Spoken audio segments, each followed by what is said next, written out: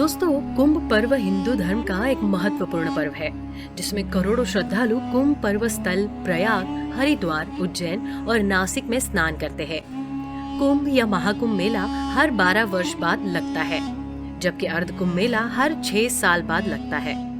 कुंभ मेले में करोड़ों की संख्या से श्रद्धालु पूरे देश से आते हैं। भारी भीड़ होने के कारण यहाँ अक्सर कोई ना कोई दुर्घटना होती रहती है, लेकिन भगवान भोलेनाथ की कृपा के कारण इन दुर्घटनाओं में किसी की मृत्यु नहीं होती। आज हम आपके सामने 2012 में घटी ऐसी एक सच्ची घटना को आपके सामने लेकर आए हैं, जिसमें आपको भगवान भोलेनाथ की महिमा सुनने को मिलेगी। जब 2012 का कुंभ आने वाला था, तब आजमगढ़ के रहने वाले प्रशांत के पिताजी, जो पैरों से लाचार थे, उन्होंने कुंभ में नहाने की इच्छा प्रकट की। प्रशांत अपने पिता का बहुत सम्मान करता था, इसलिए उनकी हर एक इच्छा पूरी करने की कोशिश करता। जब प्रशांत के पिता ने कुंभ नहाने जाने की बात की, तो प्रशांत का मन थोड़ा विचलित हुआ। दरअसल प्रशांत को कुंभ में होने वाले भीड़ और अपने पिता के लिए डर लग रहा था कि कहीं भीड़ में कोई दुर्घटना न हो जाए। ये बात वो अपने पिता के समक्ष अपनी चिंता जाहिर किया करने थे। अपने बेटे की चिंता को देखते हुए उन्होंने प्रशांत से कहा कि तुम बस कुंभ चलने का प्रबंध करो, बाकी सब भोलेनाथ पर छोड़ दो। पिता की बात मानकर प्रशांत उनको अपने शहर के पास प्रयागराज में लगने वाले कुंभ मेले में ले जाने को तैयार हो गया।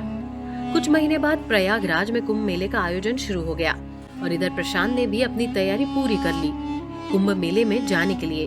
उसे प्रयागराज जाने के लिए ट्रेन की 2 टिकट बुक करा दी और उसके अगले दिन वो अपने पिताजी के साथ कुंभ जाने के लिए ट्रेन से निकल गया।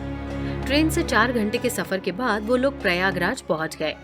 प्रशांत ने पहले ही कुंभ मेले में एक टेंट में रुकने की व्यवस्था कर ली थी। वो और उसके पिता दोनों ने पवित्र संगम में डुबकी लगाई और भगवान भोलेनाथ का आशीर्वाद लिया। इसके बाद वो लोग टेंट में वापस चले दिए। टेंट में पहुंचने के बाद वो लोग टेंट में बन रहे भोजन की प्रतीक्षा करने लगे। तभी प्रशांत के पिताजी ने कहा कि बेटा, पास में ही नागा साधुओं का अखाड़ा भी है, तो जब तक खाना बन रहा है तुम जाकर उनका आशीर्वाद प्राप्त कर लो, क्योंकि ऐसी मान्यता है कि इन्हीं साधुओं के वेश में भगवान भोलेनाथ भी संगम में डुबकी लगाने आते हैं, इसलिए तुम जाकर आशीर्वाद ले लो। पिता की बात मानते हुए वो टेंट से निकलकर नागा साधुओं के टेंट की तरफ गया और वहां पहुंचकर उसने नागा साधुओं से आशीर्वाद लिया। तभी वहां अचानक से भगदड़ मच गई। प्रशांत ने देखा कि जिस टेंट में उसके पिता रुके हैं उसमें आग लग गई। वो बहुत तेजी से टेंट की तरफ भागा और देखा टेंट में आग ने विकराल रूप पकड़ लिया है। वो टेंट में अपने पिता को बचाने के लिए टेंट की तरफ भागा, लेकिन वहां खड़े लोगों ने उसको पकड़ लिया। प्रशांत चिल्लाने लगा कि टेंट में उसके पिताजी है और उनका पैर सही नहीं है, वो टेंट से निकल नहीं सकते।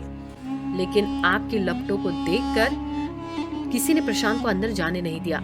तभी एक नागा साधु भीड़ में से निकला और उसने आग की परवाह किए बिना टेंट के अंदर चला गया और प्रशांत के पिता को गोद में लिए बाहर को इतनी तेजी से छलांग लगाया तो मानो देखकर सभी लोग अचरज रह गए। उस नागा साधु ने प्रशांत के पिताजी को जमीन पर रख दिया और उनके चेहरे पर पानी छिड़का, जिससे प्रशांत के पिता को होश आ गया।